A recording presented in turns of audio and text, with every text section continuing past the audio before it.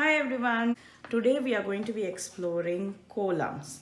Kolams are a traditional design put in front of houses in South India. They are sometimes synonymously used with rangoli. Rangoli is a more of a freestyle design. Kolams are traditionally undergirded by dots.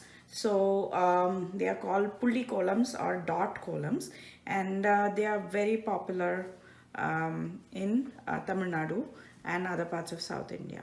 I learned how to do these kolams from my mom and my grandmother, and they were really far out experts. This is nowhere close to the expertise, or this is more childlike compared to their straight, smooth lines. They have books where they have recorded so many different designs, and they can be inspired by in a moment and make columns that are 4 feet by 4 feet and symmetrical. So definitely columns are a spatial challenge. You need real spatial thinking, as well as pattern thinking, as well as creativity and extempore ideas as well. So these women were amazing. See some of the sample columns in this awesome book by Pratham Books called Sushila's Kolams. Limited copies are available on the Toka box, and you can see these intricate designs right there, and how they need to be. They can be freestyle like these, but the pulley columns are traditionally, they have the dots and then the wavy lines that go across them. So today we are going to try a very simple 5 dot design, or Anju Pulli Kolam as it is called in Tamil.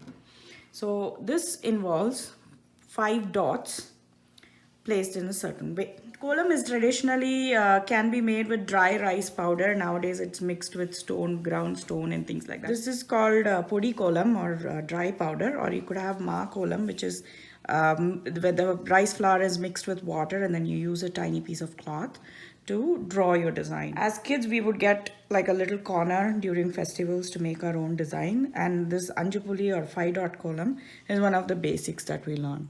So this involves putting equally spaced 5 dots first, and then we go in an odd number pyramid. So leave the first dot and then do 3 dots, and then the last one. The first and the last dots are left behind. So similarly, keep them all equidistant as far as possible. And you can do this on a piece of paper, of course. And the simplest way to join them is to first join the outer lines.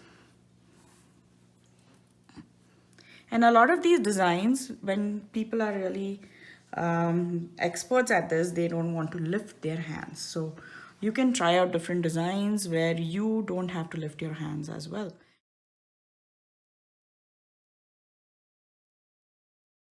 So as you can see, this is 5 dots and a different pattern emerged.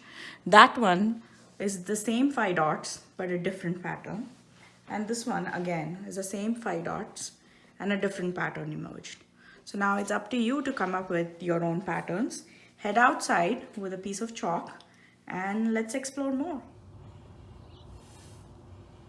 You're first doing 5 dots, then 3 dots and 1 dot.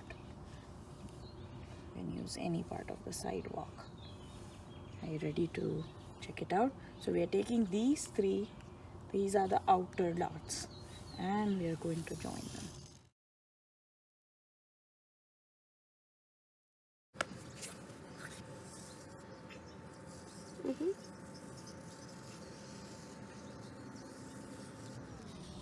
There you go, awesome. So now these other dots, you can do it, you can make any shape you like. So maybe we can join it this way.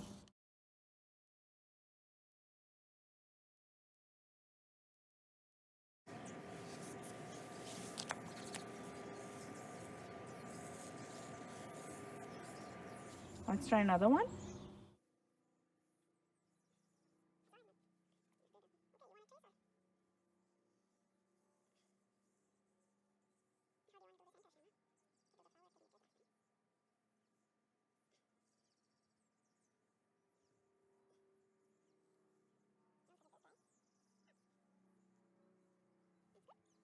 So explore, make up your own designs and have fun, and that's it for STEAMTASTIC Fridays.